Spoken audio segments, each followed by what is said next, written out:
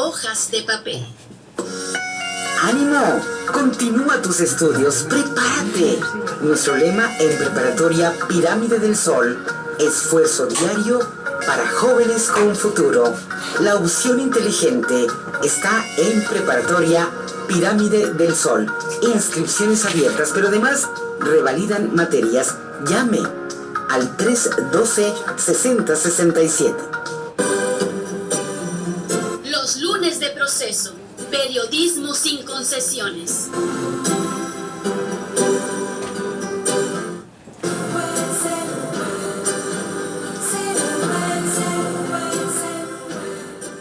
El balazo de la parte superior de la portada de Proceso de esta semana: Romero Deschamps, tiempo de pagar facturas. Ya ven que la semana pasada renunció Romero Deschamps a ser secretario general del Sindicato Petrolero después de 26 años, ¿no? de vivir prácticamente de Pemex y de los trabajadores. Y Proceso, la verdad, ha documentado en este cuarto de siglo las tropelías de Romero Deschamps, y obviamente pues no podía faltar pues lo que ocurrió la semana pasada. Culiacán, ustedes mandan, dice la portada de Proceso. Pues bueno, la portada pues obviamente es una fotografía de varios autos en llamas ahí en Culiacán, ¿sí? Y el reportaje pues principal tiene que ver con los sucesos de Culiacán, ¿sí?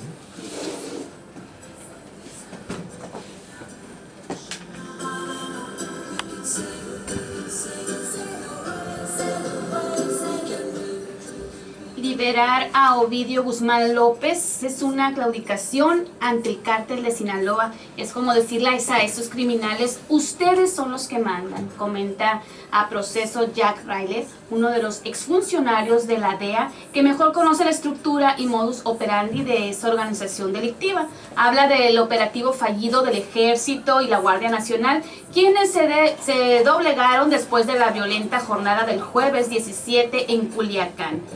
En esa refriega, puntualiza el entrevistado, se palpó la intervención del Mayo Zambada.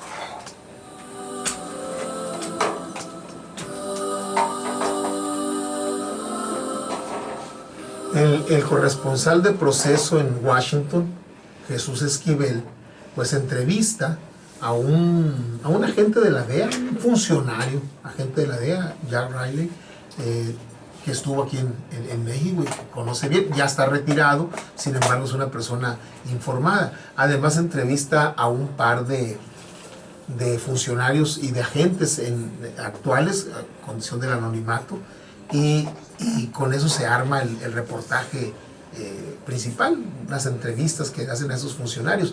Pues es muy recomendable hacer esta lectura. Es una visión, la visión de estos personajes, la visión de Proceso como medio, y siempre lo que dicen los funcionarios y los agentes de la DEA hay que tomarlo con muchas pinzas. La verdad es que a veces dan información muy, muy buena y a veces la sesgan, ¿sí? Y a veces dicen cosas que después les acarrean a ellos problemas, ¿sí? Por ejemplo, cuando la captura de Joaquín Guzmán, agentes de la DEA le confiaron al corresponsal de Proceso que ellos, agentes de la DEA, agentes norteamericanos, se habían vestido de marinos y que ellos lo habían capturado. Incluso les enseñaron fotos, ¿sí? O sea, México permite que haya agentes de la DEA en el país a condición de que no estén armados, a condición de que no se metan en captura de personas, ¿sí? Sin embargo, en la captura de Joaquín Guzmán pues, se vistieron de marinos. Entonces, a veces sí es una información confiable y a veces no tanto.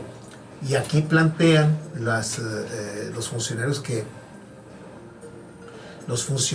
que entrevista a Esquivel, ¿sí? Plantean que pues una serie de cosas de cómo llegaron a tener esa capacidad de organización y de fuego, y que pues fue un operativo fallido, como ya comentábamos la semana pasada, un operativo fallido que supieron aprovechar bien, ¿sí? Prácticamente la frase clave aquí es de que al crimen organizado se le pretendió enfrentar con un gobierno desorganizado, y ahí están las consecuencias.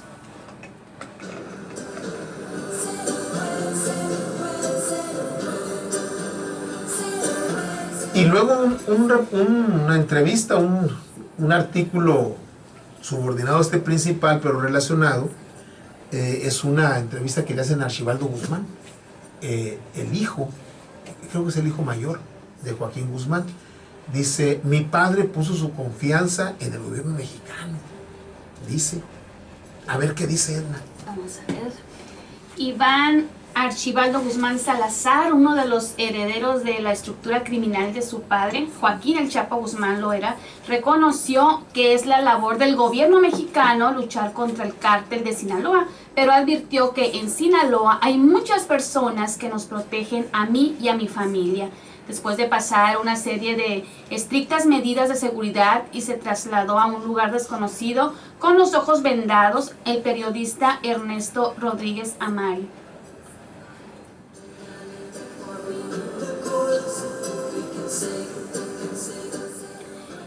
Este periodista conversó con el hijo del capo sinaloense el año pasado y publicó la entrevista en marzo de 2018 en la revista belga Knack, partes de la cual se reproducen aquí. Dice: tu padre fue extraditado en los Estados Unidos. Las imágenes del momento en que subió al avión con las manos esposadas dieron la vuelta al mundo. ¿Cómo te sentiste al respecto?, pregunta. Contesta: sentí un dolor tremendo, quería llorar, pero me dije que tenía que ser fuerte. No sé si alguna vez tendré la oportunidad de verlo de nuevo. Mi padre había puesto su confianza en el gobierno mexicano y este lo entregó a los estadounidenses como un trofeo. Nunca podré perdonarlos. Extraño terriblemente a mi padre y me duele saber que no tiene un juicio justo en Estados Unidos. Y por ahí se va pues busquen la revista y véanla completa. Es una entrevista que se hizo en tiempo pasado, pero que ahorita pues es muy pertinente. Le dice el reportero: eres un peso pesado en el mundo global de las drogas, le afirma el periodista, y dice el conocido como el Chapito, porque creo que es el hijo mayor de Joaquín Guzmán: ¿estás seguro de que te refieres a mí? Y se ríen. No tengo la ambición de ser importante y no me considero importante en absoluto. Si lo fuera y tuviera mucho poder, no tendría que esconderme constantemente. Deberías preguntarle a mi novia cómo vivo. Le dice el periodista: lo diré de manera diferente. Hay una guerra violenta entre el cártel de Sinaloa y el gobierno mexicano. Sí, contesta Archibaldo Guzmán, y esto siempre será así. Es el trabajo del gobierno luchar contra nosotros. Por mandato tienen que luchar contra los cárteles de la droga. Nos combate a nosotros, pero también a todos los demás cárteles que a su parecer operan de manera ilegal. El cártel de Sinaloa tendría 15,000 agentes de seguridad. No puedo dar detalles sobre el número exacto, pero hay muchas personas que nos protegen a mí y a mi familia. El cártel es conocido por su enorme arsenal. ¿Qué armas tienes?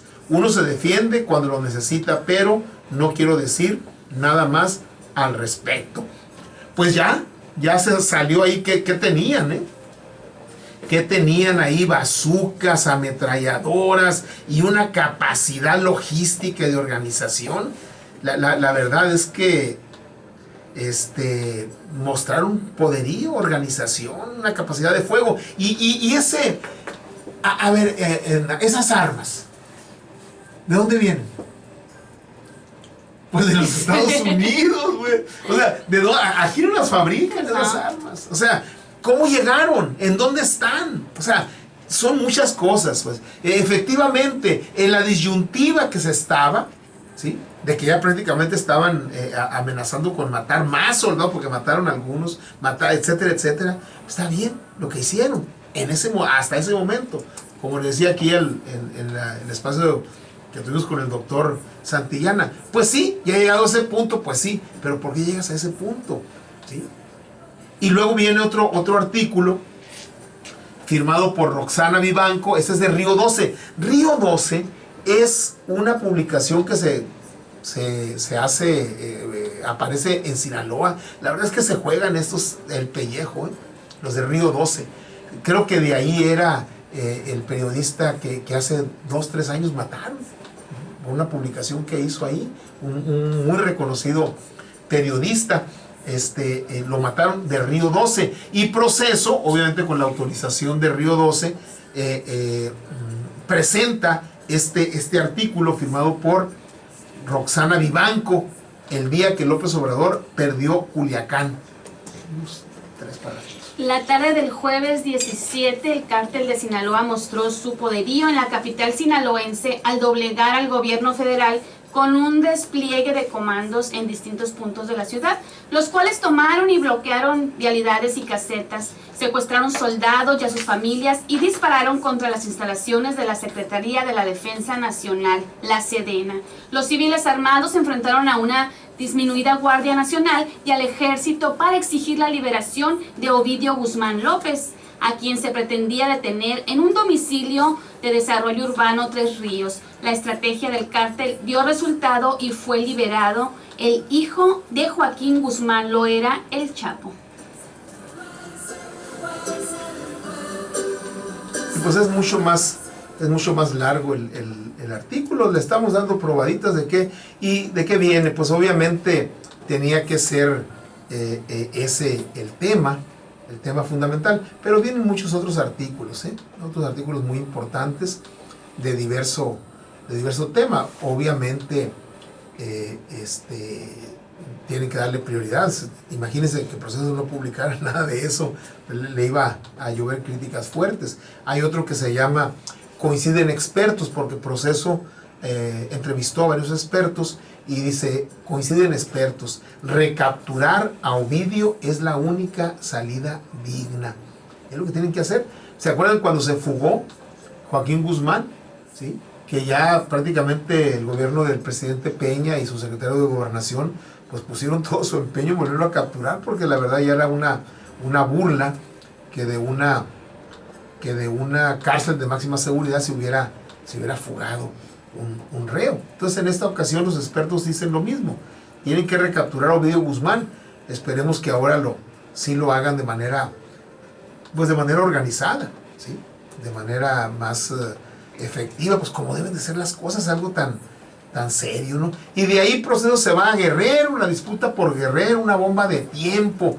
Y con eso terminamos esta sección, Edna. La matanza de Tepochica, Iguala. La matanza de Tepochica, Iguala es la prueba más reciente de que el estado de Guerrero está caliente y puede empeorar. Las autoridades han destacado el surgimiento de 19 grupos de autodefensa y la pugna que 18 organizaciones criminales mantienen por el control de la zona amapolera del estado, la más grande de México. Síntoma de la descomposición de la situación en el estado son los choques armados que recientemente han ocurrido en la región serrana y que han dejado un saldo de al menos 18 muertos. Paradójicamente, la estrategia contra el crimen en la entidad la dirigen funcionarios señalados en el sexenio pasado de estar ligados a los cárteles.